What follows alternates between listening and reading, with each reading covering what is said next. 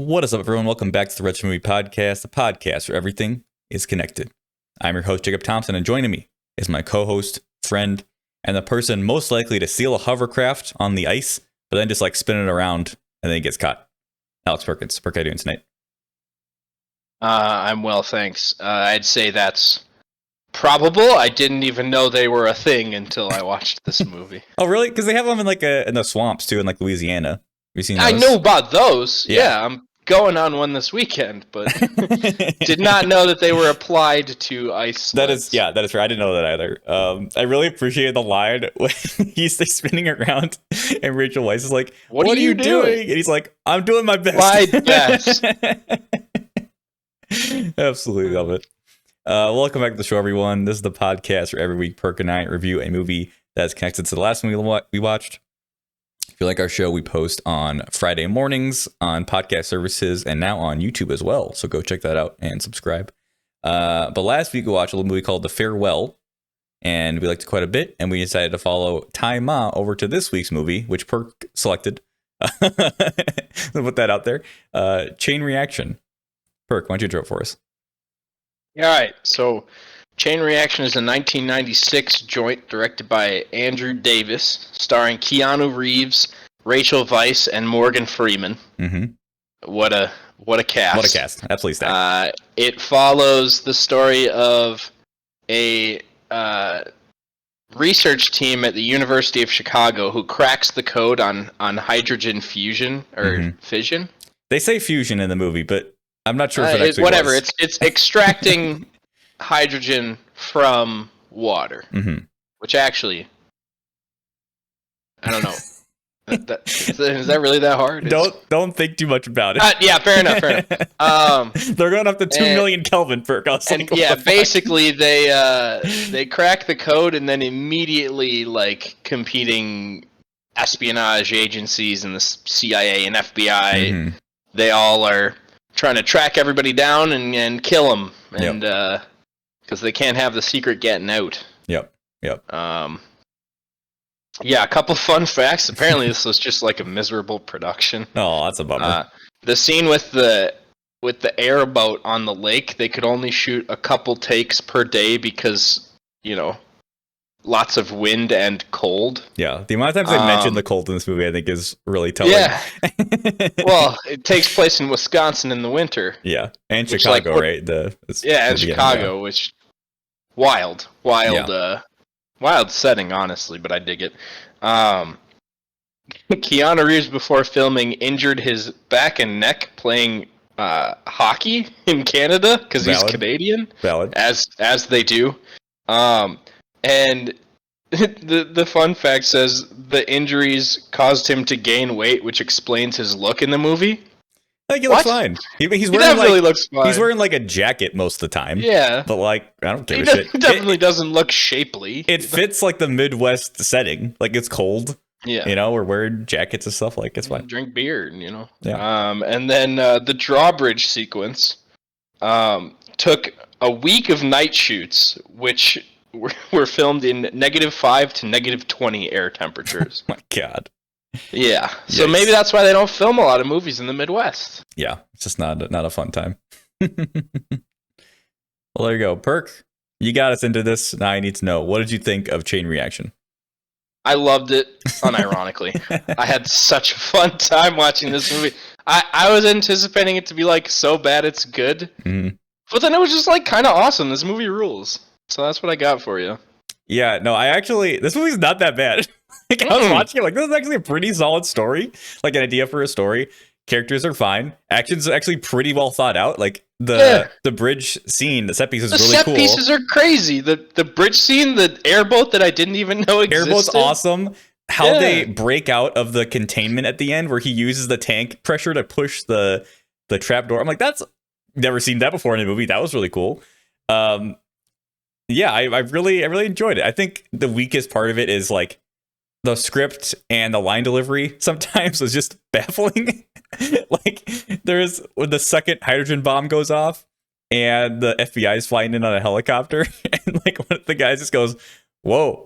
Like it's just you get like they just cannot imagine the scale of this because obviously it's not real. But yeah, I had a really fun time with it. It was a solid movie. Yeah, I was so surprised.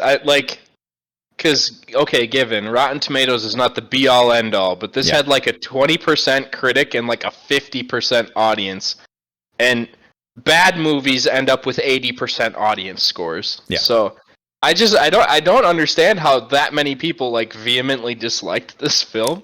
Yeah, no, I thought it was pretty fun all the way through. The pacing is a little weird.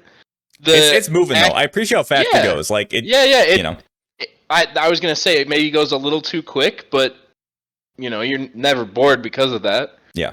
The acting is a little stilted, but I think Keanu Reeves and Rachel Weisz are fine with what they have to do. They don't have that much to do.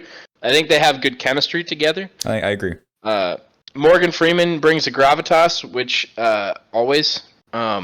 But I think lends really well to this character because it's one of those things where like you see Tom Hanks, well he must be the good guy. You see Morgan Freeman, well he's obviously like the omnipotent, helpful dude, and it's like ooh, well but maybe not. Maybe not. Something's going on here. Yeah, that was a nice little twist. I'm like, is he the bad guy? But he's not like full bad. He's in between. Yeah. Brian Cox is the real bad guy. He's a little cartoony, but. I thought he was terrible. What was that accent? Yeah, it was Good bad. Lord, it was bad he accent. was so inconsistent with that southern drawl. Oh, it was terrible. Yeah. Also, I recorded, but at one point when they're running back to the reaction room, he's running like this. Yeah, I saw that. I just died. I died laughing. I'm like, what are you doing? Oh no! It's amazing that he's like a massive award-winning actor now in Succession. In this movie, he's just like pretty bad. He's just bad. He's like the worst actor in the movie. Speaking of acting, I think that Rachel Weisz is probably my favorite performance, just because like the scene where she gets the first like fake facts from Ty Ma's character. I'm blanking his name. And like Chen. Dr. Chen. She's like. Tears are coming down her eyes. Like she's like really emotional. And I'm like, Rachel Weisz has given it 200% on this acting and this script, and Keanu are giving her nothing. Like she's just acting her ass off, and it's just not worth it, But I thought she was great. Like I agree. I think her and Keanu's chemistry was really good. And I'll say, Rachel, if you're listening to this podcast, if you need anything, just call me. All right, I'll do anything for you. Anytime, anywhere, I'll be there. Oh, that's fair. Yeah, I don't know. Keanu, I've just like come to appreciate this from Keanu, where he doesn't act much. He kind of just runs around and does cool stuff. Yeah. I think this is one of his better acting performances, though. Works. If I'm being honest. Yeah, honestly, he like as a character, he has more to do than John Wick. That's for sure. Yeah, because he's just a down to earth guy, and he acts like a down to earth guy. Like he doesn't, except for the fact that he's incredibly tactical and has all these insane MacGyver skills. But like, who cares? Yeah, I mean, the MacGyvering I can believe because he's like a machinist / scientist and also an undergrad, but also he got kicked out of a school for blowing up a building. So maybe he's like older. It's very confusing what his background is. But I can believe the MacGyvering. I just appreciate he didn't have any like cheesy one-liners, That's like, true. The only one-liner in this movie is actually incredible, which is Morgan Freeman's one-liner to Brian Cox when he's like, "Your retirement's already been planned" or whatever. I'm like, that was badass. You got him. I liked that scene. I liked that scene where he offs Brian Cox because they do the cool cutaway to like a wide shot of the elevator and just bop bop bop, and we're like, uh-oh. Yeah. And Cox has a gun in his pocket, but we don't know Morgan Freeman had one. That was nice. Well, it was set up, actually. Oh, I must have missed it then. There's really nothing in this movie that isn't set up, which is a good thing because there's not a lot of plot holes. But yeah, like from the first scene where they crack the code on fuel, like Morgan Freeman's talking about how we can't let this get out. It's like, well, okay, he's got a sinister motive, but yeah, I will say. The fact that they solved it by just a random ass frequency that Keanu found on accident, I was like, okay, is that even possible? Like, I'm trying to remember this physics. Is it possible an audio frequency could actually help with that kind of thing? Like, and also when they're doing their experiments, the whole apparatus is fucking shaking. I'm like, that is not good. Like, you do not build this well if your whole thing is shaking. You're going up to like 4 million Kelvin or whatever, which seemed ridiculous. Maybe that's accurate. I don't know. But I'm like, there's no way in hell it's 4 million Kelvin. You also just like behind one sheet of plexiglass. I don't know. You get mad over the quantum stuff in Ant-Man. I was gonna say, did you like Ant-Man too? This is my. Did you like Ant-Man too? Because then you better step off your pulpit. I don't buy it. All right, I don't buy this lab setup. Okay. I just didn't care, honestly. I went into this movie with my brain off, and I think that's the best way to do it. I mean, I don't know. It's not as dumb as other movies of this genre, I feel. I will say, it has more of a message than Terminator. Yeah. Terminator's like, what, AI bad? Maybe save the planet, I guess. But this one's like actually like dabbling into like the geopolitical climate of fossil fuels. Yeah. Well, because that's the thing is like Morgan Freeman's whole thing is like, if you give this away for free, it's going to like crash the economy. And is he right? Even if that happened, would that be the worst thing? And you understand, I believe him enough to like, I understand why you're doing this for that reason. It's not just pure capitalistic. Well, I guess it is at the end of the day, but it is. It's not just about like, we need to have this only so we can make money off of it. Which I thought it was going to be. I thought like the oil lobby was going to be behind it as the villain, which that would have been kind of cool. But yeah. I mean, arguably they were, potentially. However much money you want to give the government. So, right. But I thought it was an incredibly topical and pretty well thought out, moral of the story. Yeah, no, I totally agree. We found this life-saving energy that's entirely clean and will save the world, but oh no, we can't just let this go out. And obviously, there's the motivation of crashing the stock markets and whatever, but also it's motivated by big oil companies are going to lose all their money. Yep. Yeah. And yeah, I feel like we've seen, maybe I'm just making this up, I feel like we've seen a few movies on this podcast, or maybe with bonus reviews too, of like older movies that talk about climate change and stuff like this. And it's like, man, people have been talking about this for so long and we still have done jack shit in the real world. Like, it's just really depressing. Like, this movie came out almost 30 years ago and it's like, oh, still done nothing. Yeah, we're still there. Mm-hmm. And something like this is super believable that if someone ever cracked the code on some sort of clean energy, that they would immediately get hunted down and killed, and the idea smothered out. That's like super believable. Yeah. I also like the way that it's handled with this like mysterious C corporation, where like we're not sure when they're being pursued by cops or by just employees like of this of this undercover company. Yeah. Which I think adds a cool dynamic to the chase. Yeah. And I think FBI were kind of stooges, but not too stupid. Like they were supposed to be stoogey, but they're not the dumbest of stooges. Yeah, and they were a fine addition. I didn't think it was weird. I think it was weird though. Like they would just walk in to like see Morgan Freeman say one thing and then leave. It's like, could have been a phone call. It could have been an email. I don't know. It's like dramatic tension. And then we walk out. And it's like, okay. Yeah. But yeah, Morgan Freeman did a great job of like towing the line between is like, is he good? Is he bad? Something's going on here. And yeah, you're right. It was set up in the beginning. He was great at that. Yeah.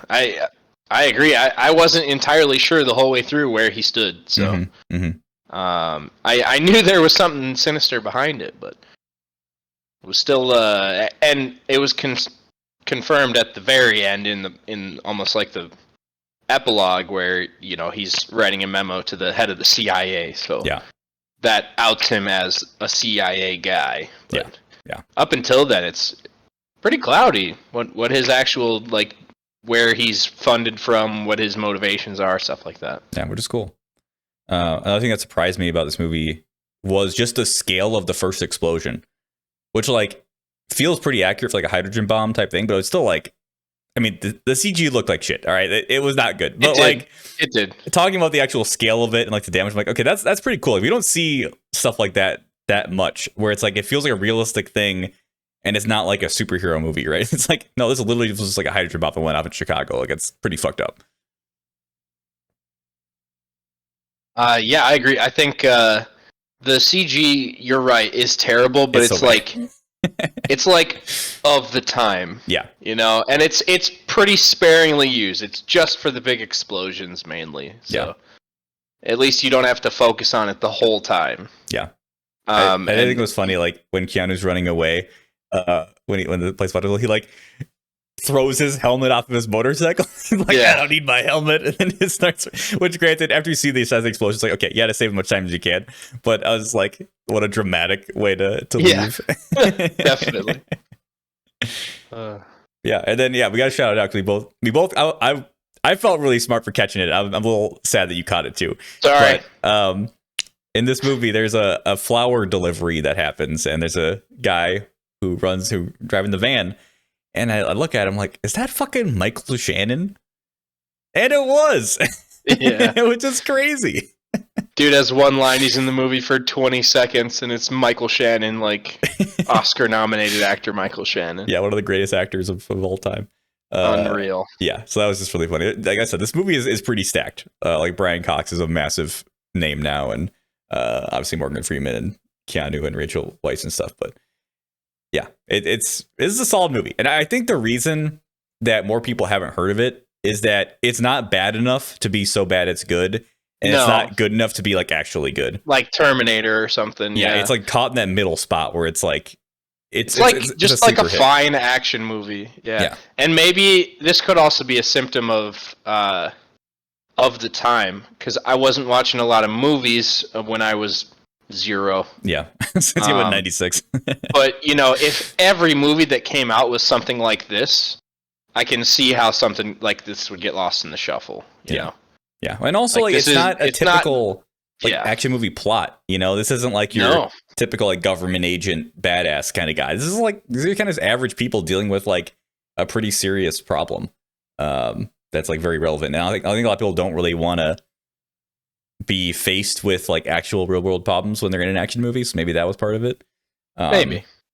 But I at the director, because I'm like, what's else this guy done? He did The Fugitive and Holes. I'm like, this is like an actual like director. And I haven't seen The Fugitive, but I imagine this movie is very Fugitive-esque, of just kind of like person on the run from the government. Sure. But yeah, Andrew Davis Holes is great. It is great. Shout out to Holes. But yeah, and I want to say it one more time, but like the action design was really cool and had a lot of stuff that I haven't seen before, so I definitely appreciate that. Yeah, like when a movie can throw out 2 set pieces that I've never seen anything like, it blows my mind, because we see the same schlock piled out there every time, and even some of the John Wick stuff gets a little recycled. Like obviously there's the big staircase scene, which is awesome, but there's still, I think almost every John Wick movie there's like a fight scene in a nightclub, Yeah. And also John Wick, like he is like invincible essentially. Like in this movie, like everything that's done like an average person could do, and that's because Keanu is playing like an average person, and it's like very believable. And also it's not like a bullet hell. It's just it's a little bit more believable from the standpoint of like someone might be able to survive this. Yeah, and I said it before, but like the most inventive thing was using that tank to push open the door. I was like, yeah, that would actually work. Like that's really cool. I've never seen that. It's great. I don't know how well it would work. Yeah, I mean it's a lot of pressure. It's a lot of pressure.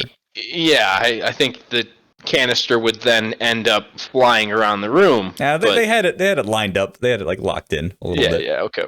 But do you have any recommendations based on this movie? It's just like, I don't know, other 90s action movies. Total Recall, maybe? Yeah, Total Recall was great. Yeah, again, like it seems pretty run of the mill, but I haven't seen too many movies that give me the same vibe. Yeah, the only one I could think of that has similar kind of themes is like Kingsman. Oh, sure. That's a way more stylized and hyper violent and stuff, but the theme of it is kind of on the same lines as this. And it's a fucking great movie. Shout out to Kingsman.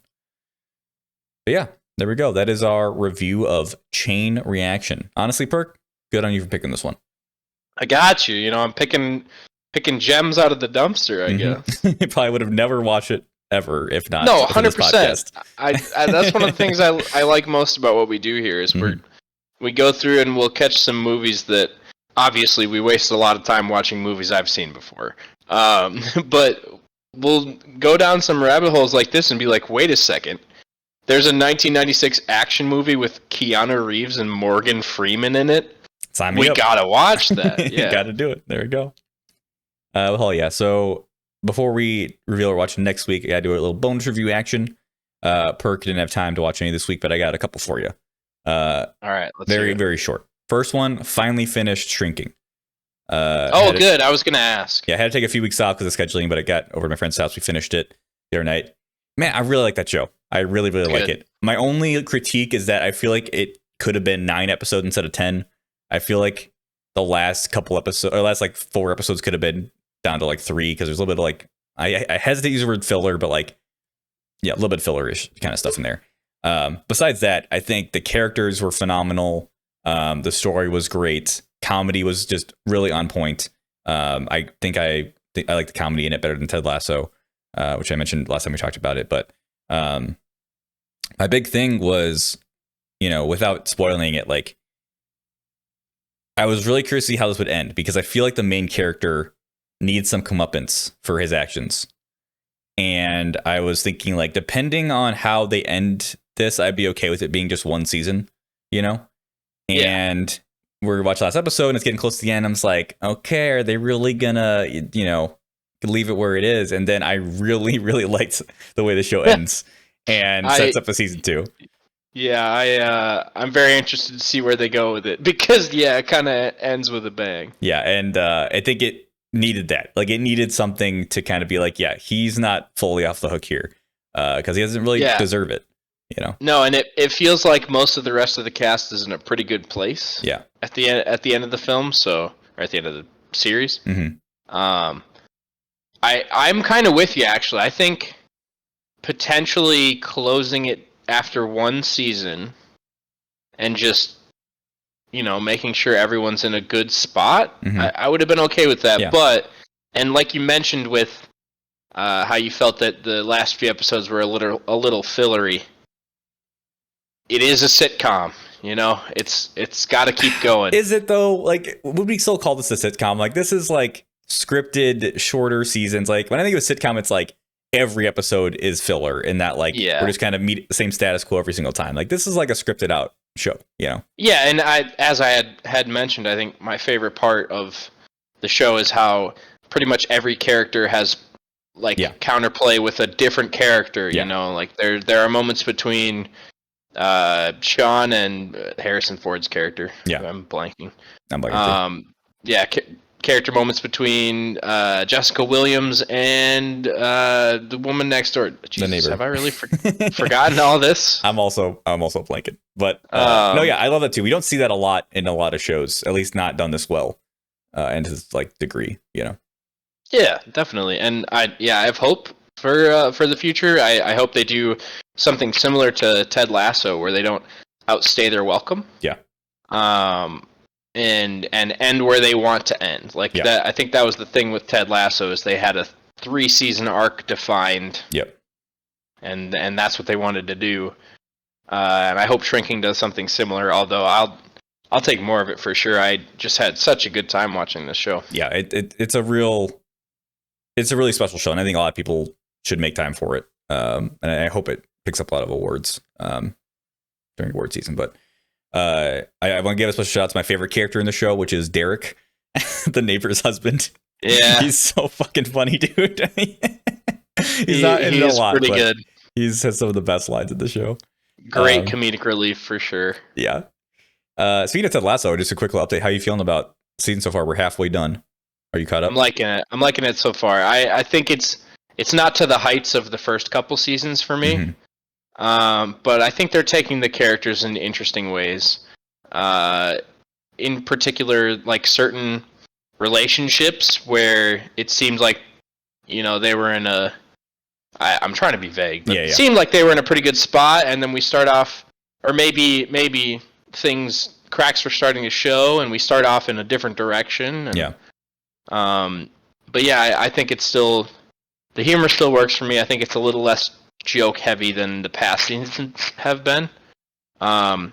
but mainly I'm really looking forward to the resolution of the Ted and Nate storyline. Yeah.